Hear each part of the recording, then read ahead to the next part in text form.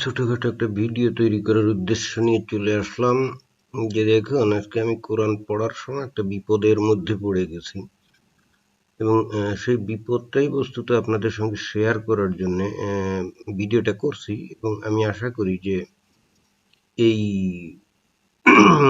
Online জগতে অনেক জ্ঞানী গুণী, অনেক বুদ্ধিমান ব্যক্তি আছেন, অনেক বিজ্ঞ ব্যক্তি আছেন, তারা নিশ্চিতভাবেই আমাকে কিছুটা হলেও হয়তো সাহায্য করতে পারেন। সেই আশা নিয়ে ভিডিওটা করছি। তো কথা না বাড়িয়ে মূল বিষয়ে আমরা চলে যাই। আমরা আজকে পড়তে যে আমি যে বিপদে পড়লাম সেটা হলো যে সূরা সাদ এটা হলো 38 নম্বর সূরার 29 নম্বর আয়াত। এটি একটি বরকতময় কিতাব যা আমি আপনার প্রতি বরকত হিসেবে অবতীর্ণ করেছি যাতে মানুষ এর আয়াতসমূহ লক্ষ্য করে এবং বুদ্ধিমানগণ যেন তা অনুধাবন করে। এর চাইতে চমৎকার কথা আর হয় না। দেখুন যে এখানে কি বলছে, বুদ্ধিমানগণ যেন তা অনুধাবন করে। তার মানে হচ্ছে যে এই কিতাব অবশ্যই একটা বরকতময় কিতাব এবং আল্লাহ বলছে যে যারা নাকি বুদ্ধিমান তারা যেন এটা পড়ে এর বিষয়বস্তু ভালো করে বোঝার চেষ্টা করে, তাহলে এর মধ্যে অনেক অনেক জ্ঞান এবং অনেক অনেক জ্ঞান এবং অত্যন্ত গুরুত্বপূর্ণ বহু বিষয়ের সন্ধান এখানে পাওয়া যাবে। বস্তুত এটাই মনে হয় বলছে আল্লাহ। অন্য কেউ আবার ভিন্ন কিছু বলে কিনা জানি না। তা আমার কাছে এটাই মনে হয়েছে, যেহেতু বুদ্ধিমানগণ যেন তো অনুধাবন করে, তো বুদ্ধিমানরা কি অনুধাবন করবে? বুদ্ধিমানরা তো জ্ঞান বিদ্যা এইসব বা বিভিন্ন রকম তথ্য উপাত্ত বিজ্ঞানের যে বিষয় আসে এগুলোই তো অনুধাবন করবে, তাই তো? এইবার মুশকিলটা হচ্ছে কি জানেন, আমি বিপদে পড়ে গেছি কোথায়, এই কোরআনেই আসলে বুদ্ধিমান বলা কাদেরকে নাকি বুদ্ধিমান বলা হয়, সেইটা আমি যখন পরবর্তীতে পড়লাম তখন একটু ইয়ে হয়ে গেলাম। যেমন সূরা আল ইমরানে 3 নম্বর সূরার 7 নম্বর আয়াতে এখানে বলছে, তিনি আপনার প্রতি কিতাব নাজিল করেছেন, তাতে কিছু আয়াত রয়েছে সুস্পষ্ট। ভালো কথা, সুস্পষ্ট, সেগুলোই কিতাবের আসল অংশ। আসল অংশ, অতএব আমরা সেগুলো পড়লে আমরা সুস্পষ্টভাবে বুঝতে পারবো, কোনো সমস্যা নেই। ওকে, কিন্তু পরবর্তীতে বলছে আর অন্যগুলো রূপক। তার মানে কোরআনের কিছু আয়াত আছে সুস্পষ্ট অ্যান্ড দ্য রেস্ট আর প্যারাবোলা, রূপক। রূপক হলে তো সমস্যা। সুতরাং যাদের অন্তরে কুটিলতা রয়েছে তারা অনুসরণ করে ফিতনা বিস্তার এবং অপব্যাখ্যার উদ্দেশ্যে তন্মধ্যেকার রূপক গুলোর। হ্যাঁ, রাইট। ওই যে কিছু উৎকো নাস্তিক আছে, তথাকথিত মুক্তমনা, এরাই এই সমস্ত ফাউল কাজগুলো করে। এদের মধ্যে একটা কুটিলতা আছে। তো তখন এরা এই রূপক আয়াতগুলোকে সামনে এনে নানা রকম উল্টাপাল্টা ব্যাখ্যা ট্যাখ্যা দিয়ে মানুষকে বিভ্রান্তির সৃষ্টি করে এবং একই সঙ্গে তারা ফিতনা বিস্তার করে। এটা মেনে নিলাম। আর সেগুলোর ব্যাখ্যা আল্লাহ ব্যতীত কেউ জানে না। সমস্যাটা কোথায় পড়লাম জানেন? সমস্যাটা পড়লাম যে আল্লাহ তো মানুষের জন্যই কোরআন নাজিল করেছে, তাই তো? এবং আমি এটাও ধরে নিলাম যে কিছু আয়াত সুস্পষ্ট, কিছু আয়াত রূপক। তো আল্লাহ কেন খামোকা এই রূপক আয়াতগুলো দিয়ে এই তথাকথিত মুক্তমনা উৎকো নাস্তিক গুলাকে দিয়ে কেন ফিতনা বিস্তার করার সুযোগ দেয়? তারা কেন অপব্যাখ্যা করার সুযোগ পায়? আল্লাহই তো ব্যবস্থা করে দিল, তাই না? এবং এখানে বলছে যে আর সেগুলোর ব্যাখ্যা আল্লাহ ব্যতীত কেউ জানে না। তো আরো একটা প্রশ্ন হলো, যার ব্যাখ্যা আল্লাহ ছাড়া আর কেউ জানে না, তাহলে সেটা হুদাই মানুষের কাছে পাঠানোর কি দরকার? এটা আল্লাহর কাছে রাখলেই তো হয় নাকি? ধরুন যে জিনিস আল্লাহ ছাড়া আর কেউ বুঝে না, যার অর্থ আল্লাহ ছাড়া কেউ জানে না, তাহলে ওইটার তো আমাদের কোনো কাম নেই। আছে কোনো কাম? তাহলে এখানে আল্লাহ তো সুস্পষ্ট ভাবে দেখা যাচ্ছে যে আমাদের মধ্যে কিছু কিছু লোক যাতে ফিতনা বিস্তার করতে পারে এই সুবিধাটা এখানে করে দিচ্ছে। তো এইটা তো কেমন হলো? আমাকে সহজ সরল পথ দেখাচ্ছে ইসলামের দ্বারা, কোরআনের দ্বারা, অথচ তার মধ্যে আবার ফিতনা বিস্তার যাতে হয়, উটকো নাস্তিক গুলো এসে যাতে এই ফাত্রামি করে তারা যাতে এই কোরআনের আয়াতগুলোর অপব্যাখ্যা করে আমাদেরকে বিভ্রান্ত করতে পারে, সেই ব্যবস্থাও আল্লাহ করে দিচ্ছে। Then we are in a great trouble, right? আমরা কিন্তু আসলেই বড় সমস্যার মধ্যে পড়ে গেলাম। এই আয়াতের ব্যাখ্যা আল্লাহ ছাড়া কেউ জানে না, সুতরাং সেগুলো খামোকা আমাদেরকে দিয়ে কি আসলে বুঝাতে চাইলে বুঝলাম না, কিন্তু সেটাও এটা তো গেল। পরে আরো একটা সমস্যা আছে, এখানে আরো বলছে যে আর যারা জ্ঞানে সুগভীর তারা বলে আমরা এর প্রতি ঈমান এনেছি। মানে ঈমান এনেছি মানে ঈমান আনা মানে কি? ঈমান কি ভিন্ন কোনো শব্দ? ঈমান মানে তো বিশ্বাস করা। কিভাবে বিশ্বাস করা? Without any question, without any hesitation, without any doubt, তাই তো? কোনো রকম দ্বিধা দ্বন্দ্ব প্রশ্ন ছাড়া, সন্দেহ ছাড়া বিশ্বাস করতে হবে চোখ বুজে। এবং তাদেরকেই বলা হচ্ছে জ্ঞানে সুগভীর, অর্থাৎ তারাই হলো সবচাইতে বিশাল জ্ঞানী। বুঝলাম না, জ্ঞানী ব্যক্তিরা তো কখনো কোনো দিন কোনো বিষয়কে অন্ধভাবে বিশ্বাস করে না। আমরা দিন দুনিয়াতে যত জ্ঞানী গুণী মানুষ দেখি, এমনকি মুসলমানদের মধ্যেও অনেক জ্ঞানী গুণী আছে না, অনেক কবি সাহিত্যিক, অনেক বিজ্ঞানী, অনেক দার্শনিক আছে না? তো তারা কি কোনো কিছু অন্ধভাবে বিশ্বাস করে নাকি? না, মোটেও তারা করে না। অথচ বলা হচ্ছে যারা নাকি অন্ধভাবে বিশ্বাস করবে, বিশেষ করে কোরআনের কথা অথবা নবীর কথা, তারা হলো সবচেয়ে মহান জ্ঞানী। তো তাই যদি হয় তাহলে তো ওই যে গ্রামের লোকজন যারা নাকি ওই যে হুজুরের কথা শুনে অন্ধভাবে বিশ্বাস করে, বা কোরআনের কথা নবীর কথা অন্ধভাবে বিশ্বাস করে, গাঁও গ্রামের যে লোকজন যাদেরকে অনেকে মানে অশিক্ষিত খ্যাত বলে, যদিও সেটা বলা উচিত না, কিন্তু তারপরও তারাই তো আসলে অন্ধভাবে বিশ্বাস করে, তাই না? তো তাহলে কোরআন অনুযায়ী তারাই সবচাইতে বেশি জ্ঞানী, তাই না? কারণ জ্ঞানী ব্যক্তি বা বুদ্ধিমান ব্যক্তি তাদেরকেই বলা হয় যারা যে কোনো বিষয় আপনি বললেন ঠিক আছে, কিন্তু সে কিন্তু এটার পিছনে যুক্তি খুঁজবে যে ঠিক আছে আপনি বললেন যে আপনার 100টা বাড়ি আছে, তো তখন সে কার্যকারণ খোঁজার চেষ্টা করবে, ঠিক আছে আপনি কিসের ব্যবসা করেন, কত টাকা আয় করেন, অথবা কি চাকরি করেন, কিভাবে আপনার এই 100টা বাড়ি হলো। অথবা আপনি যদি বলেন যে রাতের বেলা আপনি যাওয়ার সময় রাস্তা দিয়ে হঠাৎ করে এক ঝাঁক জিন আপনার সামনে এসে হাজির হলো, তখন সে কিন্তু আপনাকে প্রশ্ন করবে তো দেখতে কেমন, তারা কি বললো, তো তুমি দেখলে, আমাকেও একটু দেখাও। তো এখন আপনি হয়তো সেগুলো দেখাতে পারলেন না, তাহলে সে তো সেটা বিশ্বাস করবে না, তাই না? অথবা আপনি এমন দাবি করলেন যে বাংলাদেশের নিচে তেলের খনি, তেলের খনি।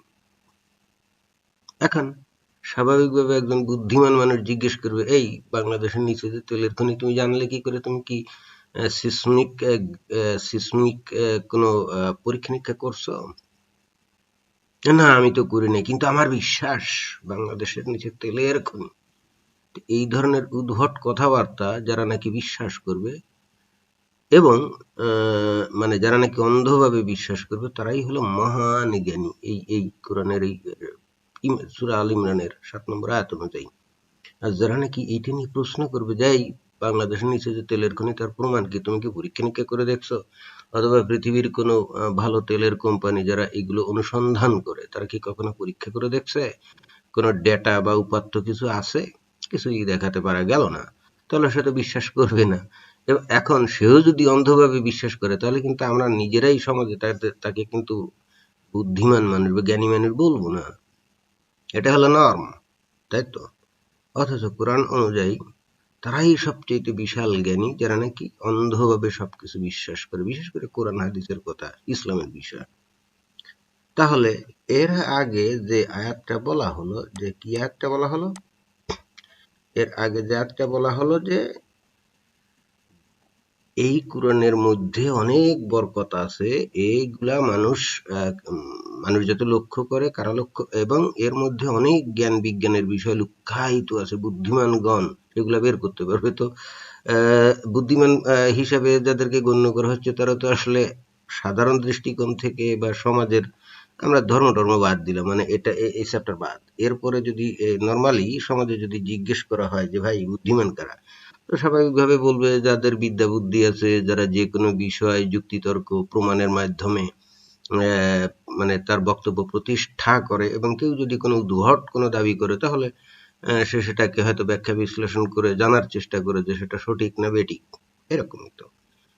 এখন যখন আপনি ধর্মীয় ব্যাপারে চলে আসবেন তখন কিন্তু তারা একেবারেই মূর্খ, কারণ তারা তো প্রশ্ন করে, তারা তো কার্যকরণ তত্ত্ব জানতে চায়। So they are not the wise person at all, they are not intelligent at all, rather they are very much ignorant, they are very much ignorant. সবচাইতে বুদ্ধিমান করে যারা নাকি চোখ বুঝে বিশ্বাস করে। তাহলে তো বুঝলাম না, তো চোখ বুঝে যারা বিশ্বাস করে কোনো কিছুর প্রমাণ না খুঁজে, তারা কি অনুধাবন করবে? তারা তো কিছুই অনুধাবন করবে না, তাই না? তো এই দুইটা বাক্য তো আমার কাছে কেমন জানি একটু লাগলো, আমি বললাম না, হয়তো কোনো জ্ঞানী গুণী ব্যক্তি এসে হয়তো আমাকে বিষয়টা বুঝাতে পারে। এখন আমরা যদি তারপরে ধরে নিলাম যে জ্ঞানী ব্যক্তিরা যাতে অনুধাবন করে, গুড, আমরা এইবার একটু কোরআনের আরো অন্যান্য জায়গায় পড়ে টড়ে আমরা একটু অনুধাবন করার চেষ্টা করি, দেখি। ধরা যাক আমি ওই যে সূরা আল ইমরানের ৭ নম্বর আয়াত আমি পড়ি নাই, ওটা জানি না, ওটা শুনিও নাই। সুতরাং যেহেতু বুদ্ধিমান ব্যক্তিরা যাতে অনুধাবন করে, আমি শুধু শুধু ওটাই জানলাম। জানার পর এইবার আমি কোরআনের মধ্যে অনুধাবন করার আমি চেষ্টা করি। তো চেষ্টা করতে যে আমি সূরা আলাকের ২ নম্বর যে আয়াতটা আছে, যেমন ৯৬ নম্বর যে সূরা, তার ২ নম্বর আয়াতে যে বলা হচ্ছে যে সৃষ্টি করেছেন মানুষকে জমাট রক্ত থেকে, কে? আল্লাহ, তাই তো?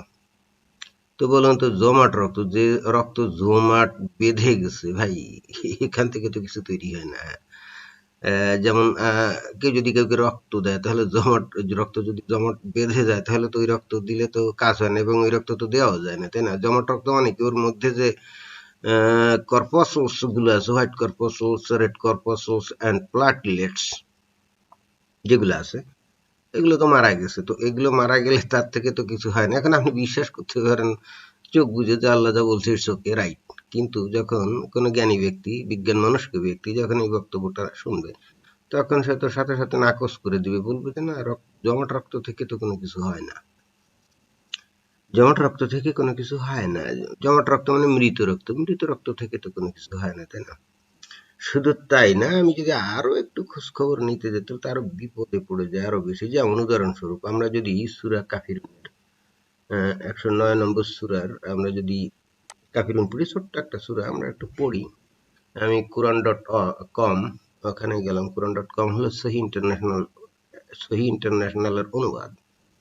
এখানে বলছে ১ নম্বরে, সে ও ডিসবিলিভার্স, বলো ওহে অবিশ্বাসীরা, I do not worship what you worship, আমি সেটাকে উপাসনা করি না যাকে, যে বস্তুকে তোমরা উপাসনা করো। এই যে বস্তু কেন বললাম, কারণ এই যে দেখুন যে হোয়াট, হোয়াট, আমি সেই বস্তুকে উপাসনা করি না যে, যে বস্তুকে তোমরা উপাসনা করো। হোয়াট তো নিশ্চয়ই কোনো পার্সন না, হোয়াট হলো কোনো জড় বস্তু অথবা কোনো ইতর মানে ইতর প্রাণীর ক্ষেত্রে কিন্তু এই হোয়াট, এটা হলো কি, এটা এখানে প্রোনাউন হিসেবে ব্যবহৃত হচ্ছে, তাই তো?